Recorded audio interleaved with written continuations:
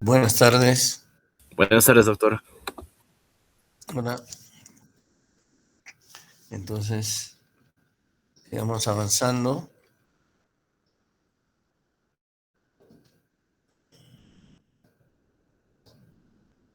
Ok, nos quedamos ahí, ¿no?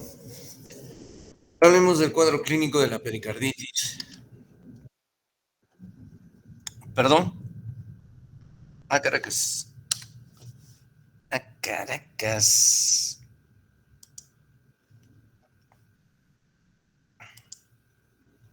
Y el volumen está bajito, ¿no? Ahora sí.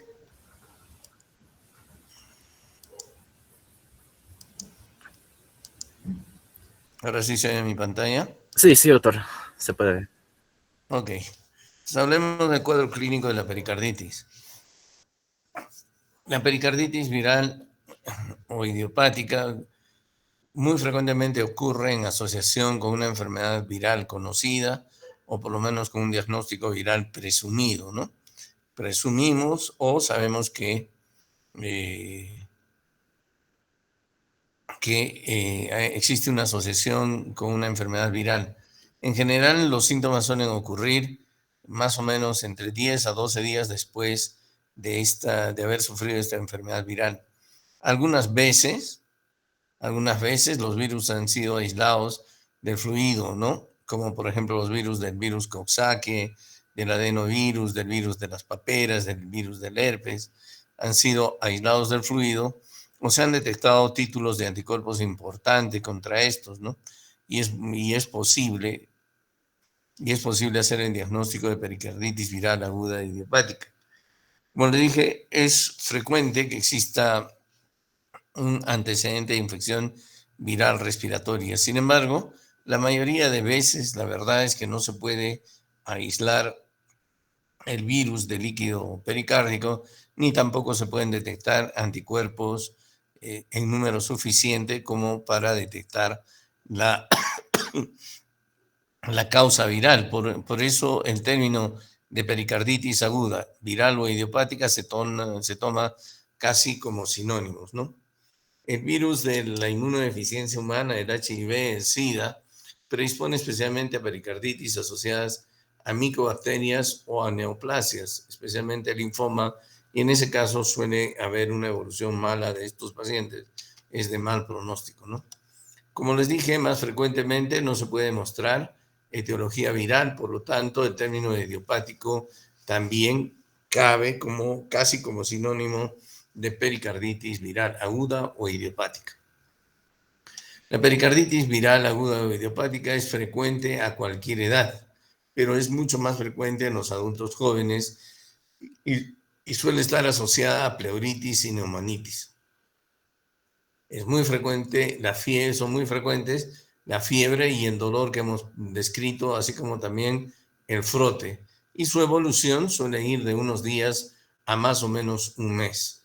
Pueden tener los cambios electrocardiográficos típicos de pericarditis que hemos hablado, y luego se produce la negativización de las ondas T, que sin embargo pueden persistir por mucho tiempo, inclusive años, y pueden ser una fuente de confusión sobre o acerca de cardiopatía isquémica en aquellos pacientes que no tienen un antecedente claro de pericarditis viral aguda o idiopática. Las complicaciones más frecuentes, la complicación más frecuente son las recurrencias, es decir, las recaídas, ya que el derrame pericárdico y el taponamiento son posibles, lo mismo que la pericarditis constrictiva también es posible, tanto el taponamiento como la pericarditis constrictiva, si bien son posibles, no son complicaciones frecuentes. Lo más frecuente es que ocurran las recurrencias hasta en el 25% de casos. Este es un ejemplo de una resonancia magnética donde nos muestra el engrosamiento de la membrana pericárdica característico de la pericarditis aguda. En tratamiento, Percy preguntaba la vez pasada acerca del tratamiento de la pericarditis viral aguda o idiopática, consiste en generalmente un poco de reposo, un reposo relativo y el uso de antiinflamatorios. La aspirina en dosis de 2 a 4 gramos o el ibuprofeno en dosis de entre 600 a 800 miligramos 3 veces al día, es decir, son dosis altas de antiinflamatorios, o la indometacina entre 25 y 50 miligramos 2 veces al día. El curso de tratamiento mínimo es por 2 semanas durante todo el tiempo que dura el ataque agudo, y luego se tiene que ir disminuyendo la dosis en forma progresiva durante varias semanas más. No es bueno suspender la dosis. A este tratamiento antiinflamatorio se le deben asociar dos cosas. Obviamente, una protección gástrica, debemos utilizar omeprazol, porque como acabo de mencionarles, las dosis son altas de los antiinflamatorios. Y la otra es la asociación de colchicina. La colchicina, que se utiliza en dosis de 0,5 miligramos una sola vez al día en personas menores de 70 kilos, o en dosis de 0,5 a 0,6 miligramos 2 veces al día en personas de más de 70 kilos. La colchicina tiene dos ventajas: potencia la acción de los antiinflamatorios y se relaciona con una reducción de las recurrencias de la pericarditis. Sin embargo, la colchicina tiene la desventaja de que puede producir problemas gastrointestinales y es tanto hepatotóxica como nefrotóxica. Por lo tanto, está contraindicada en los pacientes que tienen insuficiencia hepática o insuficiencia renal. Cuando los pacientes no responden al esquema que acabamos de mencionar, se aconseja el uso de corticoides. Los corticoides suelen ser muy efectivos en el tratamiento de la pericarditis aguda, pero lamentablemente se asocian a un incremento de las recaídas. Por eso no deben utilizarse más allá de 2 a 4 días, y luego se van reduciendo las dosis en el curso de las siguientes semanas, ¿no?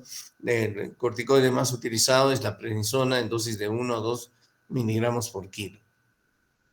Entonces, si bien es cierto, se pueden utilizar, no son los medicamentos de primera línea. Está contraindicado el uso de anticoagulantes en los pacientes con pericarditis, ya que pueden favorecer el desarrollo de taponamiento cardíaco, derrame y taponamiento cardíaco. Cuando las recurrencias son muy frecuentes, duran hasta 2 años y no han respondido a los tratamientos que acabamos de mencionar, especialmente al uso de antiinflamatorios asociados con colchicina, la recurrencia se hace muy, muy frecuente hasta los 2 años, se aconseja el uso de azatioprina o anakinra, ¿no?, que es un bloqueador específico del receptor de la interleuquina 1B. La pericardiotomía puede ser necesaria a veces, aunque en la actualidad no se hace muy frecuentemente cuando es producida por la recurrencia, y a veces, lamentablemente, la pericardiotomía tampoco previene las recurrencias. En la mayoría de los casos, el tratamiento de la pericarditis viral aguda de la pericarditis aguda, viral o idiopática, el tratamiento la mayoría de las veces es ambulatorio, es decir, el paciente puede ir a su casa. Sin embargo, hay algunas condiciones que nos favorecen o nos indican que mejor hay que tratar al paciente hospitalizado. ¿Cuáles son esas condiciones? En cuanto a la etiología, cuando sospechamos una causa específica, por ejemplo, tuberculosis, neoplasias, o es una pericarditis, sospechamos que sea una pericarditis piógena. O cuando hay características de evolución de mal pronóstico. ¿Cuáles son estas? Una fiebre mayor de 38 grados, un derrame pericárdico muy importante y un inicio subagudo.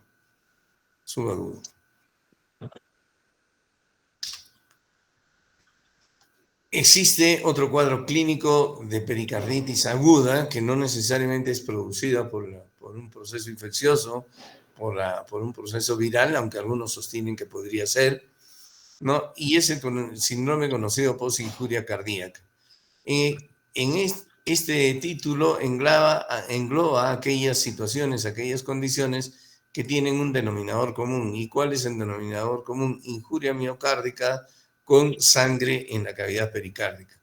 Y esto puede ocurrir en situaciones como, por ejemplo, una cirugía cardíaca, y eso se llama síndrome post-pericardiotomía, en los traumatismos abiertos y cerrados del tórax, en la perforación miocárdica, por ejemplo, por un catéter, por ejemplo, llámese por la colocación de un marcapaso o un desfibrilador, o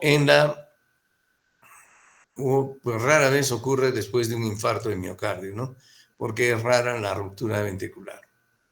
En este síndrome post-injuria cardíaca, entonces hay sangre en cavidad pericárdica asociada a injuria miocárdica. Este cuadro clínico se caracteriza porque se presenta 1 a 4 semanas después del problema, después de la injuria miocárdica, y entre 1 y 3 días después del infarto de miocardio.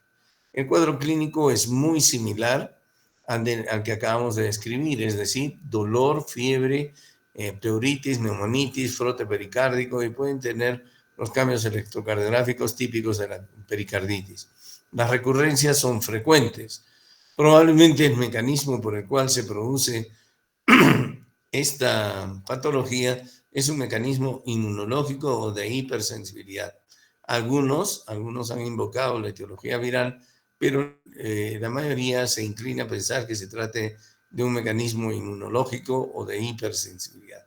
El tratamiento es muy similar al que acabamos de describir, es decir, uso de antiinflamatorios, más colchicina, si no responde corticoides, y si no responde aún podríamos utilizar azathioprina o anakinra. Sin embargo, la mayoría responde bien al uso de antiinflamatorios no esteroideos asociados a colchicina. Como ya les adelanté la última vez, no existe un examen auxiliar definitivo que me diga esto es una pericarditis, de modo que tienes que tratarlo así. Entonces, el diagnóstico de la pericarditis aguda es un diagnóstico de descarte, por lo tanto, debemos tener en cuenta los otros posibles diagnósticos diferenciales para nosotros aventurar un tratamiento para la pericarditis aguda, viral o idiopática. Ya sabemos que tal vez uno de los principales diagnósticos diferenciales es el infarto agudo del miocardio. Aquí debemos tener en cuenta los cambios electrocardiográficos, ¿no es cierto? Los cambios electrocardiográficos, la semiología del dolor, todo lo que nos ayuda a diferenciarlo del infarto agudo del miocardio, la evolución de las troponinas, etc. La pericarditis post-injuria cardíaca, ahí la diferenciamos fundamentalmente por el antecedente. La pericarditis post-injuria cardíaca, la fiebre y el dolor se presentan, como hemos dicho, 1 a 4 semanas después de la injuria. En general, 1 a 2 semanas en promedio después de la injuria cardíaca. En cambio, en la pericarditis aguda coinciden, casi al mismo tiempo se presenta la fiebre y el dolor. Las enfermedades de colágeno también son parte del diagnóstico diferencial, especialmente el lupus eritematoso sistémico.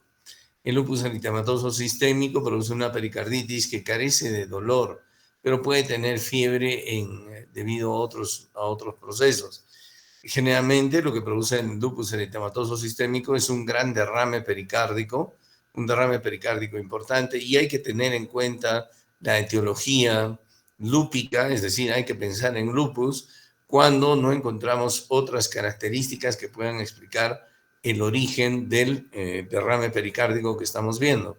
Ahora, si el paciente tiene características de lupus, como por ejemplo nefropatía, anticuerpos antinucleares elevados, entonces tenemos que correlacionar esta enfermedad con el derrame pericárdico, la pericarditis que pueda estar sufriendo nuestro paciente.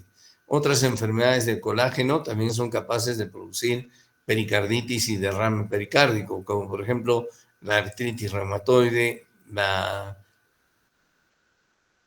esclerodermia, la poliarteritis nodosa, entre otras cosas, pero obviamente existen características clínicas propias de estas condiciones que nos harían sospechar el origen de la inflamación del pericardio. La pericarditis piógena, más bien, es una condición bastante seria que se produce por extensión de las infecciones, ya sea pleurales, pulmonares, ¿no? Se produce por ruptura del esófago, por ejemplo, ruptura de un absceso esofágico en cavidad pericárdica, o también se puede producir por ruptura de una apertura de un absceso a nivel del anillo valvular en cavidad pericárdica, como hemos mencionado, y es una situación bastante severa. El paciente suele estar séptico, con fiebres muy altas, hemodinámicamente comprometido, y el diagnóstico se hace por punción pericárdica y además necesitan de un tratamiento antibiótico muy intenso, ¿no? La pericarditis urémica. La pericarditis urémica se presenta en dos tipos de pacientes. Se puede presentar hasta en una tercera parte de los pacientes con insuficiencia renal.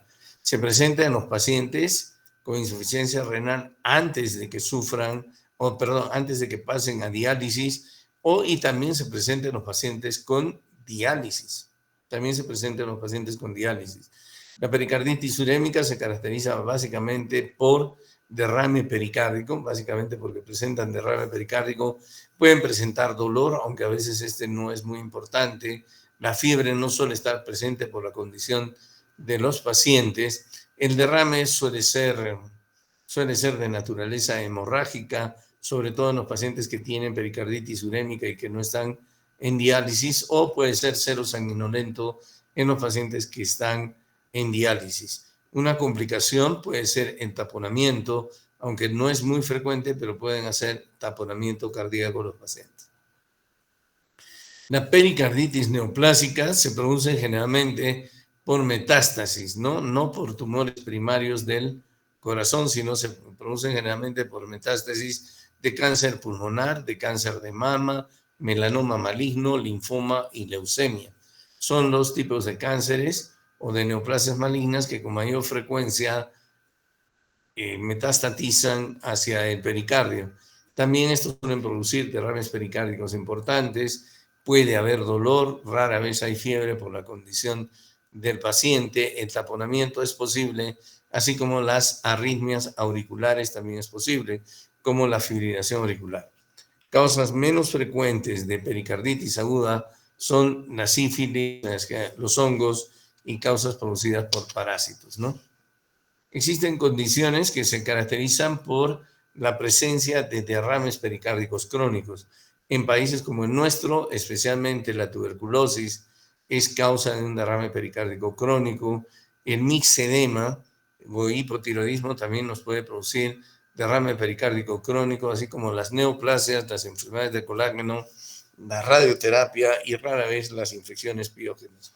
En todos estos casos, el tratamiento de la enfermedad primaria nos mejora el cuadro clínico de los pacientes o nos ayuda a tratar bien a nuestros pacientes.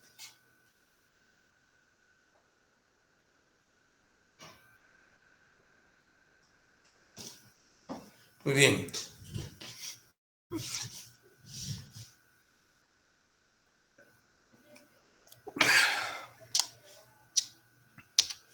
Hablemos ahora de pericarditis constrictiva.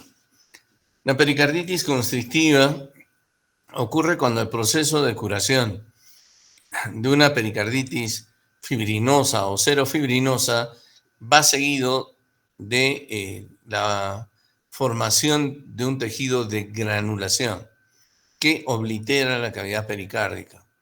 Este tejido de granulación posteriormente forma una cicatriz firme que encasilla al corazón en una cavidad dura e inextensible, es decir, que no se, indistensible, que no se puede distender, que no se puede estirar. La cicatriz pericárdica encasilla al corazón, ya que esta cicatriz engrosa mucho el pericardio e incluso se puede calcificar, ¿no? En países como el nuestro, una causa muy frecuente de pericarditis constrictiva es la tuberculosis. Sin embargo, prácticamente cualquier etiología de pericarditis aguda es capaz de producir pericarditis constrictiva. De modo que se ha descrito, por ejemplo, pericarditis constrictiva por infecciones virales, se ha descrito por neoplasias, por radiación, por otro tipo de infecciones, por la curación de otro tipo de infecciones y otro tipo de afecciones del pericardio. Casi cualquier etiología que produzca inflamación del pericardio en su proceso de cicatrización puede, no digo que siempre, pero puede producir pericarditis constrictiva, que consiste, como digo, en la cicatrización del pericardio que forma una cicatriz firme, dura inelástica y que ocasionalmente se calcifica y que contiene al corazón o encasilla al corazón en una cavidad que no se puede estirar. Entonces, esto es más o menos lo que ocurre. El pericardio normal tiene un grosor de 1 a 2 milímetros, mientras que el pericardio en la pericarditis constrictiva tiene un grosor 100 veces mayor, de 1 a 2 centímetros, y esto no se puede estirar e incluso ocasionalmente se calcifica. De esto es de lo que estamos hablando, una membrana pericárdica muy, muy gruesa que encasilla al corazón en una cavidad que no se puede distender, limitando de esta forma su llenado. Entonces, la pericarditis constrictiva, aparte de formar esta cicatriz, afecta la hemodinámica del corazón, limitando fundamentalmente su llenado. Se limita el llenado ventricular. A diferencia del taponamiento cardíaco, en la que el llenado ventricular está limitado prácticamente durante toda la diástole, en la pericarditis constrictiva el llenado rápido no está limitado. El llenado del resto de la fase de la diástole sí está limitado, porque en este curso el ventrículo alcanza la máxima distensibilidad del pericardio. Entonces, en ambas situaciones, la precarga está disminuida. En ambas situaciones, tanto en la pericarditis constrictiva como el taponamiento cardíaco, la presión de fin de diástole está incrementada. En ambas situaciones, en la pericarditis constrictiva y en el taponamiento cardíaco, el gasto cardíaco está disminuido. En ambas situaciones, las presiones a nivel auricular izquierdo están incrementadas en ambas aurículas. Sin embargo, la repercusión hemodinámica es mayor en ambas situaciones en el lado derecho del corazón.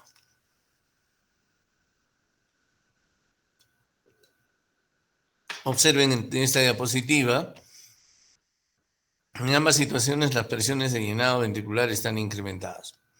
En esta diapositiva podemos ver que la curva de llenado ventricular izquierdo en la pericarditis constrictiva tiene una configuración de raíz cuadrada, y esto es porque esta fase de llenado rápido no está impedida. El resto de llenado ventricular sí está impedido, disminuyendo de esta forma el volumen telediastólico, disminuyendo la precarga, aumentando la presión de fin de diástole y disminuyendo el gasto cardíaco. En cambio, en el taponamiento cardíaco, todo el llenado ventricular, toda la diástole está limitada. Esta curva es la curva normal de llenado ventricular. Nuevamente aquí lo que observamos es las curvas de llenado de ambos ventrículos que muestran el mismo trazado en raíz cuadrada. Observen el llenado del ventrículo derecho y la curva de llenado del ventrículo izquierdo en raíz cuadrada. Mientras que si examinamos el pulso venoso yugular, vemos que existe un trazado en M, con una onda X más o menos prominente, pero mucho más prominente la onda Y. Ya habíamos dicho desde el inicio de clases que la pericarditis constrictiva se caracteriza por colapso de la onda Y, que coincide que la profundidad del vértice de esta onda va a coincidir con un ruido cardíaco conocido como golpe pericárdico, ¿no? Como golpe pericárdico. Entonces, característicamente, esto tiene un trazado en M, el pulso venoso yugular con colapso de Y, que coincide con el golpe pericárdico. El cuadro clínico se caracteriza por disnea de esfuerzo, puede haber disnea de esfuerzo, ya que hemos dicho que la presión auricular izquierda está incrementada también, aunque no es tan importante la disnea. Hay disnea y fatiga, es más importante. ¿Por qué? Porque el gasto cardíaco disminuye. ¿Y por qué disminuye el gasto cardíaco? Porque el llenado ventricular está disminuido. ¿Y por qué el llenado ventricular está disminuido? Porque el pericardio impide que el ventrículo o el corazón o los ventrículos se distiendan completamente durante la diástole. Puede haber autopnia, pero esta no es muy importante ni es muy frecuente. Es más frecuente la disnea y la fatiga por la caída del gasto cardíaco. Palpitaciones también son frecuentes porque estos pacientes suelen estar frecuentemente taquicárdicos, tratando de compensar el gasto cardíaco con un aumento de la frecuencia cardíaca.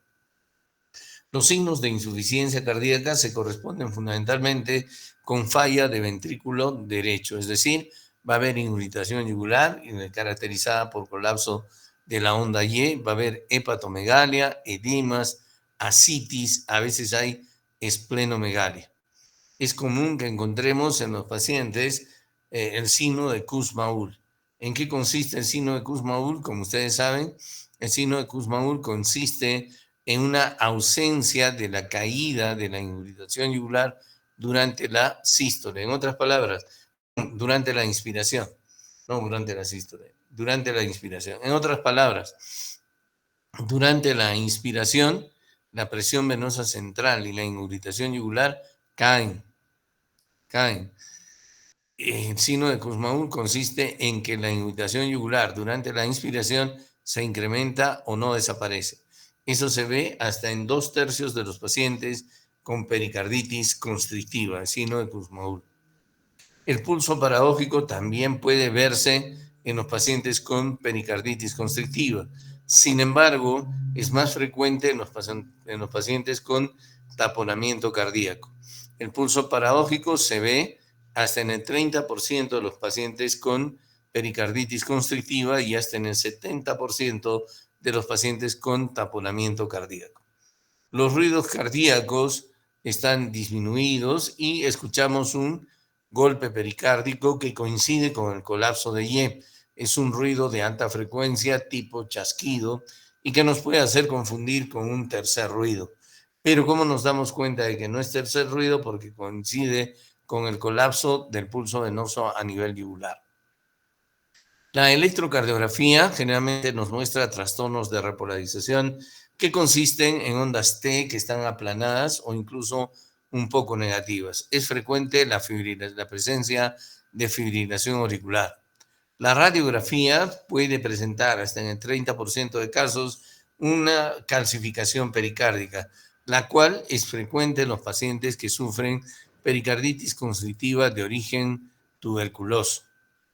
Puede haber derrame pleural, especialmente del lado derecho, ya que hemos dicho que especialmente se afecta la función derecha, especialmente hay los signos de insuficiencia cardíaca que predominan son los signos de insuficiencia ventricular del lado derecho.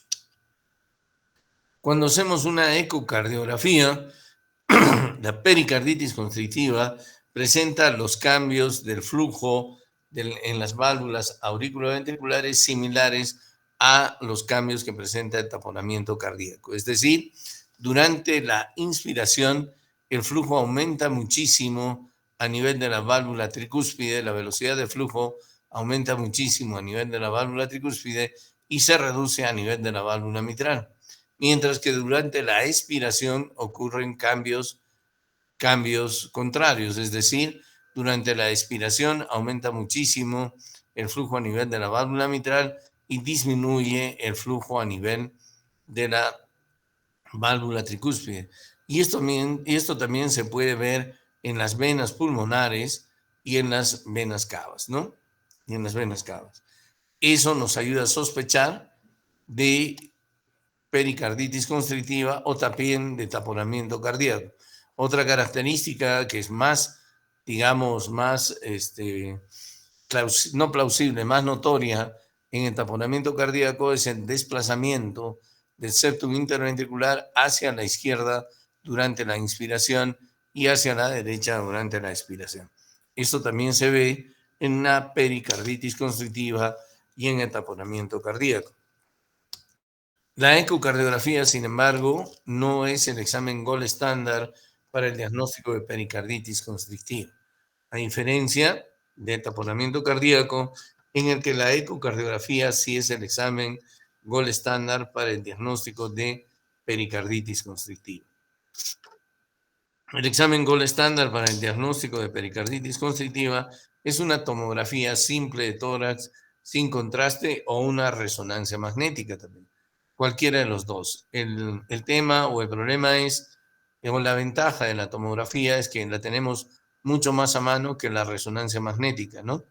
En esta tomografía simple de tórax ustedes pueden ver un pericardio sumamente engrosado, encasillando al corazón con presencia de derrame pericárdico leve.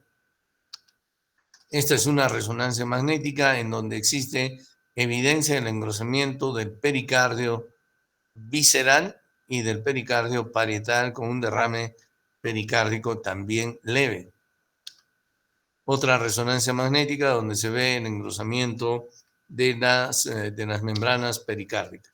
Una tomografía en donde vemos calcificación, perdón, esto es una resonancia magnética también, donde vemos calcificación del pericardio, calcificación regional del pericardio. El tratamiento definitivo de la pericarditis constrictiva es una pericardiectomía lo más extensa posible y lo más pronto posible. ¿Por qué? Porque cuando pasa mucho tiempo para hacer el diagnóstico de pericarditis constrictiva, a veces el proceso de cicatrización invade al miocardio y esta invasión del miocardio impide la recuperación del paciente. Esta invasión del miocardio por el proceso de cicatrización le produce fibrosis y el paciente, a pesar de la pericardiectomía, no mejora y persiste con los signos de falla cardíaca. Obviamente, después de la pericardiectomía, el tratamiento de la causa es muy importante, sobre todo si hablamos en nuestro país, si hablamos de problemas de tuberculosis, entonces el tratamiento de la causa de la tuberculosis será lo básico, ¿no? Igual pasa con las neoplasias o con los otros tipos de pericarditis.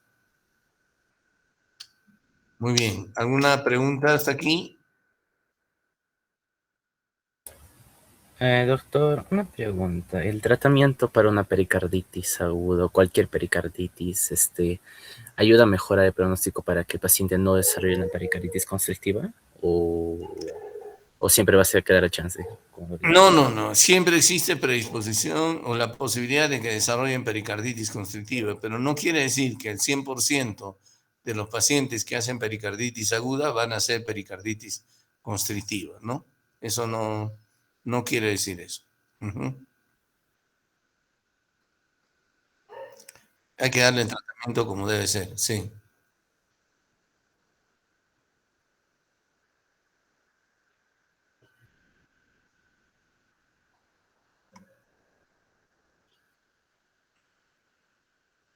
No, esa es una buena pregunta.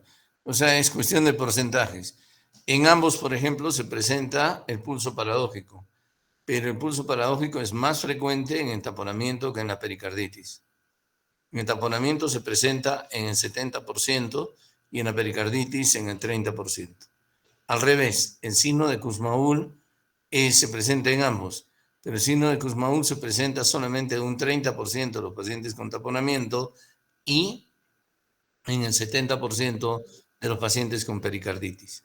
En otras palabras, el signo de Kussmaul es más frecuente en la pericarditis que en el taponamiento. Y el pulso paradójico es más frecuente en el taponamiento que en la pericarditis constrictiva. Así es la cosa. Ok. Entonces, doctor, es una pregunta aparte. ¿Es posible que un paciente desarrolle un cuadro clínico, o más por así decirlo, que desarrolle taponamiento cardíaco y pericarditis constrictiva a la vez? A la vez no, uno después de otro, sí. Ok, ya otro. Uno después de otro. Y olvidaba mencionarles el diagnóstico diferencial, un diagnóstico diferencial de la pericarditis constrictiva importante es la cirrosis hepática. Porque los pacientes con pericarditis constrictiva, aparte de tener irritación yugular, ascitis, hepatomegalia, esplenomegalia, etcétera, tienen pérdida de peso. Son pacientes que presentan caquexia cardíaca, una ascitis muy importante y tienen además disfunción hepática. ¿Por qué? Porque como tienen falla derecha y congestión venosa sistémica crónica, pueden tener falla hepática. Y entonces es un diagnóstico diferencial principal de la pericarditis constrictiva es la cirrosis hepática. ¿Cómo diferenciamos eso? Mirando simplemente el cuello. El paciente con pericarditis constrictiva tiene irritación yugular, ¿no? Caracterizada por eso. Y otro diagnóstico diferencial importante de la pericarditis constrictiva es la cardiomiopatía restrictiva, de la cual vamos a hablar en los siguientes días. La cardiomiopatía restrictiva. ¿Ya? Entonces, no es obligatorio ni típico que un paciente que ha hecho taponamiento vaya a ir a pericarditis constrictiva. Existe el riesgo, pero no es el camino obligatorio que va a seguir. ¿Está claro?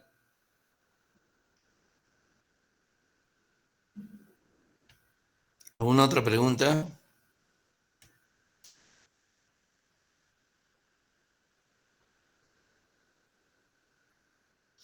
Ok, entonces mañana, yo creo que mañana la U también va a estar cerrada, ¿no?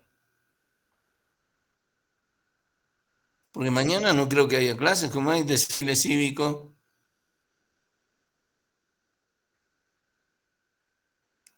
Bueno, ya me confirmas, pero por si acaso, mañana también haremos clases vía virtual, pues. ¿Ya? Listo. Ya nos vemos. Hasta mañana. Ya, doctor, cuídese. Chao, hasta mañana.